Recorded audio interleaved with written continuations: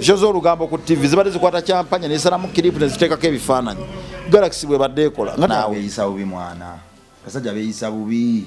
ekivulu kikole nga festival eberenga pate ya kibozibozi badde nsaba onsabireyo kakasaala akatiniti ningo osabira show ya Bruno K ya Freedom City ekole eri eswaze abalabi ba music industry sisobola kumusabira saala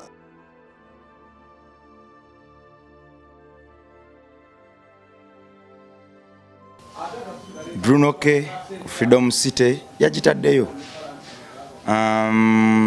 mainstream etagala eyongera okugwa obubbi obulyake mainstream butandise okweyoleka nga biyita mu maloboozi ge tuwulira Crystal Panda okusonda emmotoka ya Bruno K n'ebirala bibutukidde nnyo social media mu weekend gye tulimu tuze tubimenyemenye ku MR live kwoli oba ku Metan Krabong live kwoli ndaba wano n'omukulu ono akola bwati amagulu aganyeenya kiba kitegeeza nti tuzze kutematema nsonga omukulu ni Mark abasebo ne manyawo mbabuuzaako abali ku channel eno n'esimye okubeera ku mukutu guno nate oba yagadde okundaba osoogende ku Mark Kingi official nayo tubeerayo nene wana era tujja ne twogera okuttaanya ensonga ku channel eno naye nga tunatandika shiyo lwaleero njagala otegeeza abantu sebo nti bw'oba olina ekintu kyonna kyoyagala okujja ebweru ng'okyagala kiri mu nsi etali Uganda okirabye ku TikTok okirabye ku internet okwo okirabye ku mukutu gonna n'okyegomba tukutegeeza nti waliwo kampani bagita Proboni Air Cargo eri awo ku Ham Block B bwe tuukawo yambuka waggulu babuuze nti banne njagala Proboni Air Cargo bw'oba tosobodde era osobola kubira ku namba y'essimu n'obaweereza ekintu ky'oyagala ku WhatsApp n'obagamba essaawa eyo njagala mu ssaawa 24 eri ttake engoye ezo nzaagala mu ssaawa 24 ziri US ziri China n'oba oyagala bintu bya container namba ng'oyagala biyite ku nnyonyi ku speed era Proboni Air Cargo ebireeta n'oba togenzeewo ku office gwe n'obakubira n'obaweereza babireeta paka ku mulyango gwe waka ye Proboni Air Cargo omusajja nkwano gwange bamuyita Professor Bone Kimbowa ebintu abikola yomu ku basajja nno benneesiga ate n'ekirala abantu bampereza messages by the way nerimwogera vaamu erinyo Maaka ogenda vaamu erinyo Limire oyo Mr. Proboni Air Cargo amukulu Professor Bone Kimbowa ebintu abikola era sebo njagala kugamba nti abantu bampereza messages nti basiima services za Proboni because madde nga mbagamba nnyo ne bagigezesa ne bakwata ne babimuweereza ne baganjagala kino nakugamba kiri mu nsi ki kiri China ne mangu because balina offices mu nsi ezo zonna kati n'ekirala oluusi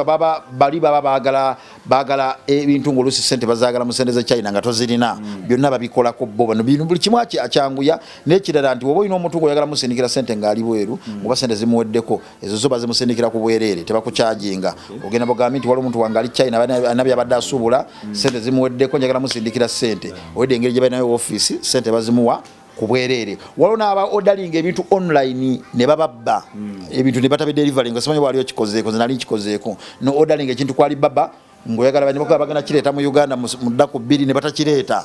ne bakubba oba ne bakwetera ekintu nga kiri fake kati kyo obanga bakisusiza ne ssente kati kyokola okwata bukwasi n'okwata n'oweereza aba Proboni bo bamanyi okubiverifyinga ne baga kino kiri ku halali kino tekiri ku halali because balinayo abantu baabwe eri China ngezaho okulaga wakyo olina okukola ne Proboni Air Cargo era ndowooza abantu batere enamba z'essimu babeere nga bamanya engeri gy'asobola okwalaga ne Proboni Air Cargo basobole oyambibwa era sebo nkutumidde ku mugagga Professor Bone Kimbowa wali awo ku Hamu ku Block B oyo musajja wange nnyo tusimbudde ejjogo ajja kukijjayo wadde natandise okulaba aba mainstream abakolima era alina okuddukira gye tuli ebyatimbye bya TikTok tajja kujjayo Freedom City ajja kugijjayo lw'ejjogo lyammwe abantu bababuuka kakati olaba bajja kubuuza ekibuuzo Mechanic bantu bameka bolaye bateeka ebivulu ebiri serious bya kusasuza abantu sente zaabwe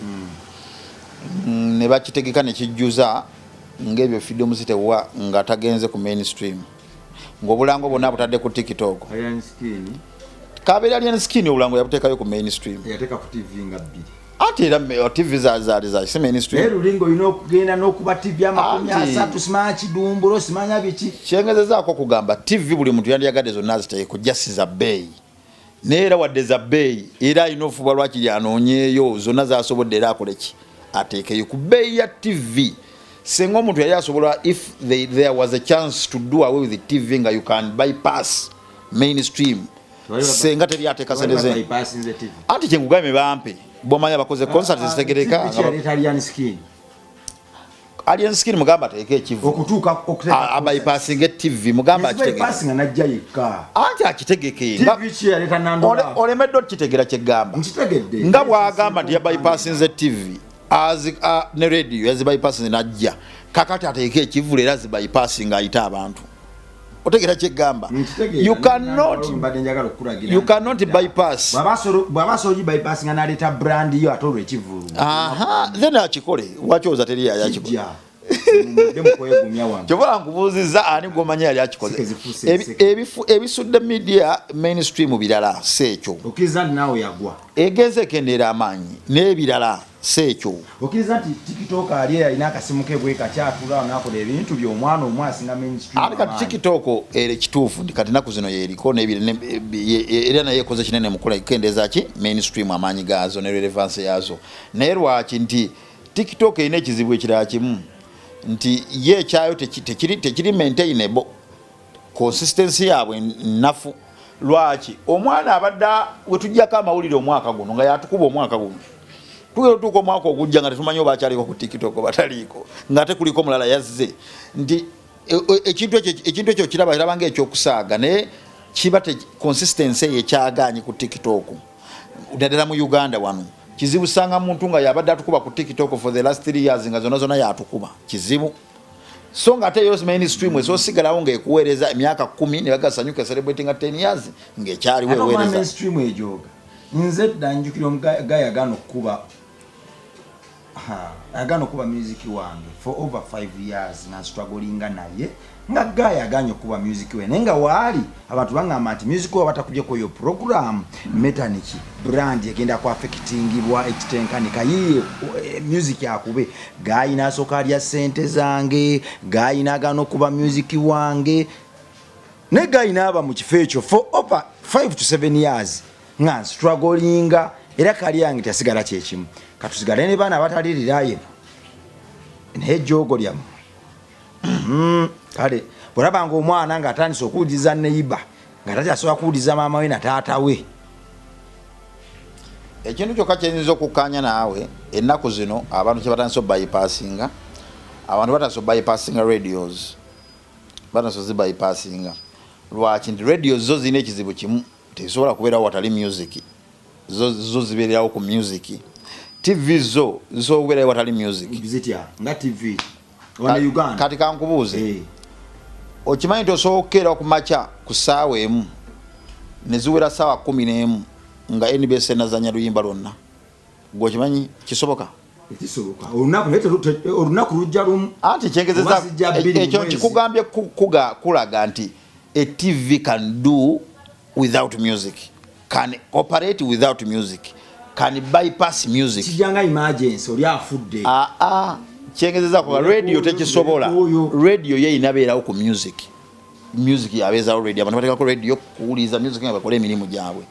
TV esobola okubeerawo ne balaga zi documentary, ne balaga parliament, ne balaga kino, ne balaga kiri, ne balaga ebisolo, ne talaga music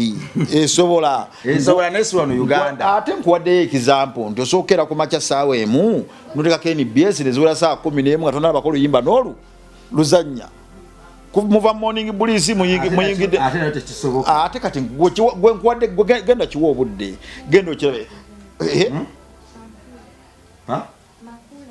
makula tezanya music kati ulya byenkugamba makula ya mizanyo ati yebraninga bwe ina ku program za music era program ya music bwetuuka weeri waliwo program yabali yoli omwana oli omutoro gyakola bakuba music naye program eba tennatuuka babeerawo nga tebalina music paka kati after 5 yatuuka ne bagijja nako ne bagijja kusanyuka olowooza music yajazanya ku NBS anti after 5 eri bweti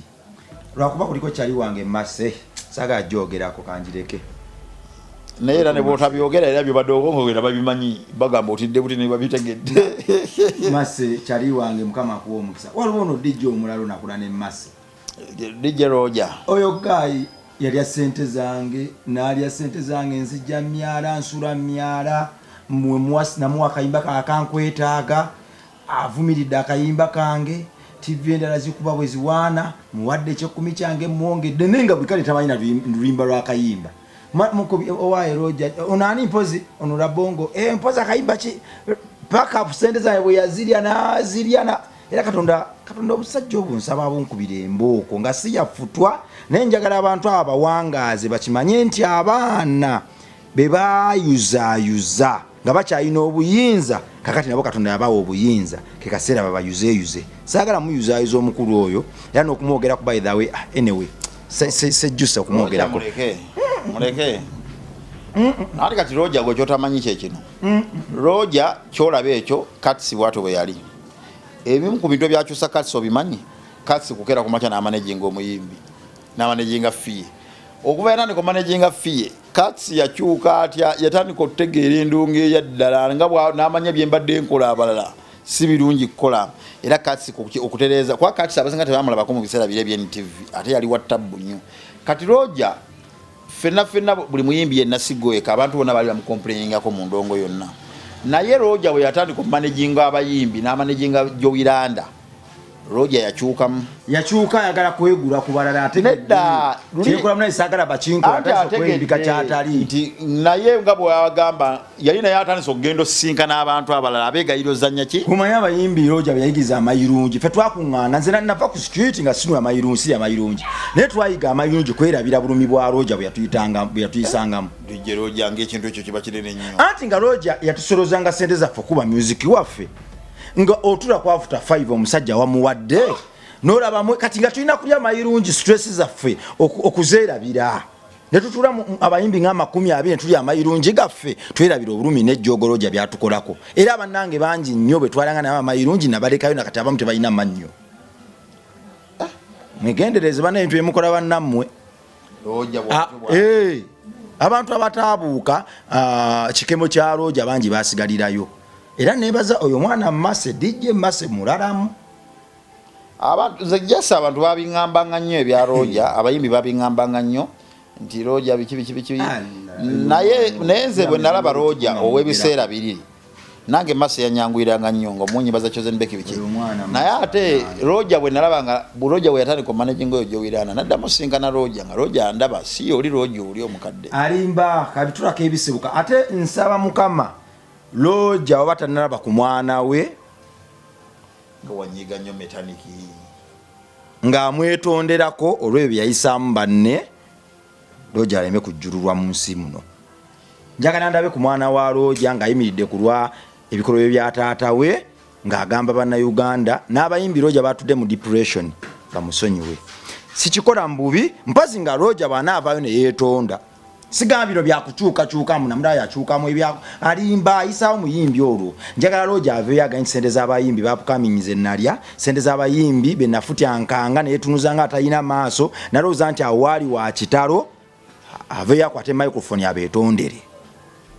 olwo tumusonyiwe nze Roja simulinako obuzibu nyina kuba sikyamweguya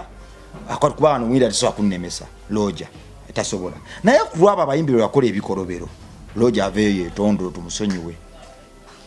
naye bwatakikola njagala omwana wa Roja ayimirire mu maaso g'omuzindalo yeetondolo olw'ebikyamu bya taata we bye yakola metaniki awo mu bufunze okolimye nkolimidde Roja Roja nkukolimidde DJ Roja nkukolimidde nkolimidde Roja Programu nga zino ebiseera bisinga olwawosanga omuntu akolimira omuntu kolimidde Roja byoyisiza omanyi ebiseera bisinga kuzekayo kyange kankulira ekintu kimu Ronima kampuliriza bannayuganda okwefuula nti temulaba nga bannayuganda bannammwe bakola ebikolobero bannammwe ne mubaleka ne babajogera ddala kyekivuddeko ensi yava okudda emabega ekibi kibe Ronimaka ate kati metaniki olaba waki nti nze nkugamba bwentyo nze Roja ndirinze nnyo naye ng'amanaginga omuyimbi kati Roger ono w'omuyimbi mulala kwoli Roger olwo yeegula yefula akatula ate n'abalala waliwo n'abalala abalinga nze nga bagana emetaniki byayogera bituufu fe Roger nga tutudinize naye wano ng'alina Jowiranda ng'abadde yeeyisa nani Jowiranda omuyimbi olwo nga yeegula naye bakube kaki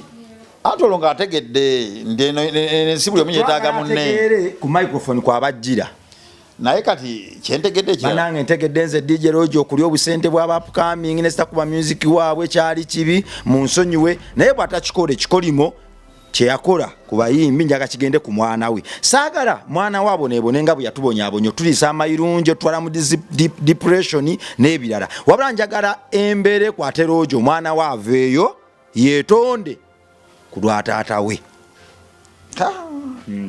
Esara yakamula okaye metaniki wanyiga nnyo talina kyajja kunkola Roger nze ntino musanga talina kyajja kunkola tutera okwesanga naye nze oyo ebiseera bya Roger byoyogera nze sibimanyi naye waliwo abalala abayinza okukanya naawe beeyisa bubi mwana basajja beeyisa bubi abasajja baddira abaana nolaba omwana emisana asiiga njala ekiro n'agenda mu bbaala ayimbe olwegolo n'agenda mu kasitudiyo akola oluyimba gwe n'oli omutwalo ogusooka n'oli ogwokubiri n'oli ogwokusatu naye nga ne TVC yo waliwo yajja n'abiŋŋamba yaŋŋambako Roger n'aŋŋambako omusajja wa Galaxy ono DJ Nimrod yali alina abantu bansomera awo kati nga waliwo ne ba presenters abali beyalinga wa sente ne kale nga abaana kuba ffe tukola interviews ez'amawulire omwana nawutula n'akunyumiza emboozi kati abantu be bayogeranga Kenya waliwo ne gayo yalinga ku UBC eyo kati nga naye abayimbi bamukaaba nnyo kati nga manya abantu abayimbi ge batera okuŋŋamba okitegeera naye nze kyentera balinga tero bagamba nti mulemezeemu mwana ono waaba akuganyegezaako ewalala Roger aba akulaba akulumya mutwe muveeko tomongera sente zo ate abantu be bati Katonda alina engeri gy'abawa program ne ziba nga zisalawo naye era Katonda tabamujega bamugezesa mukuba omuggo ng'amanyi lwaki amukuba Roger Katonda agenda kukuba omuggo ekirina okutaasa kuvaayo confessinga ogambe bannanga akasente k'abapcoming nakali abantu nabatwala mu desperation kakati njize mu nsonyiwe tugenda kukusonyiwa kuba okusonyiwa ffe Bible kyetugamba okolimye metani Sara yakamulali okolimye yasinyambadde ne Bible mayina mugendera mu lunyiriri ndusome ogenda kolima yava nganya okugattako ebyange ku Roger nsaba nyosho ya Bruno Keba naye ekole Freedom City bane nsaba kwatwagala ebintu bikyukire ddala omuntu abe nga aweebwa omukisa lwa busobozi bwe omaze okukolima kati ogenze mu Sara ababitu bakolimiranga n'abazikiriza Katonda n'agiwulira era banaye MC Passe mukama akuwa omukisa DJ Arts mukama akuwa omukisa DJ Masse mukama akuwa omukisa neba DJ bona DJ Jacob Mutuuze mukama akuwa omukisa ba DJ bonna bakola omulimu gwabwe mu butuufu bwabwe abagaliza abayambyeko ebitone ebito okwevumbula n'okubiwonya embeera embi mwenna mukama abawa omukisa naye mbadde nsaba Sara yange enywere ayi tojja kuŋŋamba nti so nsina saba Sara ya bulumi nga nnumwa Sara ya Freedom City simanyi oba Katonda anagiwulira egenda kukola Freedom City saba Bruno kagikube tulagire ddala abantu wano nsibe ba Katonda ne challenge emuyimiridde mu maaso nnene asobola okufuna abantu n'agikuba naye challenge eri emusemberedde nnene kyendabawo kyayinza okukola ayinza okufuna ssente ez'abantu abatagenda kujja nene bamuwa ssente kuba kati jjukira wabanga ssente asoloweza ku TikTok abantu abasinga bali ku TikTok tebali wano basobola omuweereza ssente azisoloweza atya naye kuba nanjagamu ate emboloka yagisololezaawo era yagiguze yagiguze nya kusoloweza ku Kivulu ngina muwayo ku Kivulu inamu ekitwalo kyange ndakimuwa nti ssente asoloweza ku TikTok ndi kati abamuwa ssente ku TikTok bayinza omuwa ssente nga tebali wano bwabasinga bali bweru abalala nga tebali ku level ya kujjamba ivulu bye naye nga basobola bamwagaliza kati ssente ayinza ozifuna naye abantu okujja okubeeramu wali we wali challenge tusaba kiri kimu twagala ave mu Kivulu nga buli mwaka alina okwegomba okukola ekintu bwekityo kyetusaba kyendowooza kyalina okukola alina okufuna ssente mu abo abaana ba TikTok ssente zazigulemu tickets azigabire abantu tetwagala akole na loosa agabe na zaabwerere twagala akasente agenda okuva mu show ya Bruno K kamuyamba okwedaabulula yeddaabulule ave n'essanyu lingi nnyo mu show ye mukama tusaasire era buli mwaka yegomba okukola ekintu bwekityo nalabye alina negundi ey'ekiboozibozi ekiboozibozi ku TikTok buli mwaka Brunoka twagala tulagire ddala abantu bana ba mainstream abamu nti sitaani yabakozesa si mukama ekiboozibozi Brunoke ajja kitegera luvannyuma nti obutareconcilinga na Crystal Panda yafiiriddwa bufiirwa byabadde asobola okufuna ne Crystal Panda nga basigazze ku kyampanya byabadde bingi nnyo okusinga byagenda okufuna mu kiboozi ekintu kye badde bazimbye badde balina kukwata ego zaabwe bazizze ebbali n'obutakkanya babuzze ebbali bafune mediator ekyo bakimale ekyokugenda okwetongola nani njogera ne Pademaani oyo Pade namubuuza ekibuuzo edda ne mubuuza naye lwaki olina hits nyingi nnyo kyekikwawula ku baproducer abalala naŋŋamba jasi mutamanyi kyekino hits ezisinga nazikolera mu studio z'abalala hits ezisinga nazikolera mu studio ne Fire Records eya Bobby Wine kwabwe yava ku Dream Studio nga bafunye obutakkanya ne Eddie Yawe eyo mboozi tulijogerako olulala n'agenda ku Fire Records ewa Bobby Wine ebukoto ng'ekyali eri ebukoto waggulu kati n'annyumiza naŋŋamba leero omwana akola oluyimba lumu ayagala kwetongola olukubayo hiti emu ayagala kola studio ye omubwongo bw'aba alowooza wano wagenda okubeera successful ennyo nga yeetongodde n'agamba naye ate okuwininga nga muli ttiimu muwininga bingi naŋŋamba ze hiti zenandikubye nga aninze kamba kuva ku Dream by then nga nkubyemu ku hiti zisigwa osimira zaani awo nandibadde ngamba kati ngenze okitegeera awe bafulumiza 2005 2007 Bobby Wine afulumiza zikiwaani awo nawona za Pademaani yandibadde agenda okitegeera naneka studio eyiye n'agamba naye ate bye nawiningira ku Dream Studio byali bingi bino bye nawiningira ku Fire Records because Tony Hozi yalingawo nga ajja n'amuwabula wano okozemu buli olimba ddamu olutereeze nnyimba ne zinyuma nnyo n'akuba hits nyingi kati nga ngamba hits ezisinga nazikolera wali ne wali bwe nazimbira omusingi ngenda okugamba nti ngenze kutandika Fire Audio 1 emakindi nga nenkolagana already esigaddewo nga nnungi ne bana abantu nga basobola n'okujja Bobby Wine yasigala ajja ku Audio 1 ne recording ne computer yangamba ze yakozesa otandika Audio 1 Bobby Wine yazimuwa yatoola ku zaali awe zaali zitakwa namugamba genda otandise n'ezo era ze zatandika Audio 1 Bobby Wine yazimuwa ngeza okulaga nti fe just tulina mentality eyo nti bwe nteetandikira ekintu ekyange ngenda kuwangula naye laba success yali baali bafunye mu kyampanya entono ennyo mu kaseera akatono ng'olwedde ne TV za leero zibadde content zimujja ku show ya kyampanya nga tezikyakola lugambo show z'olugambo ku TV zibadde zikwata kyampanya nesalamu clip ne ziteekako ebifaananyi Galaxy bwe badde ekola nga tebakyalina budde bunoonya lugambo bagenda bugeze ku kyampanya ne basalamu clips kitegeeza nti that's how big the show was kati badde bagenda tuuka nga n'okulangirako obulangizi ku kyampanya basaba ssente naye kati beetaddeko competition eteetaagisa ate bagenda kitegeera oluvannyuma nnyo nti bafiiriddwa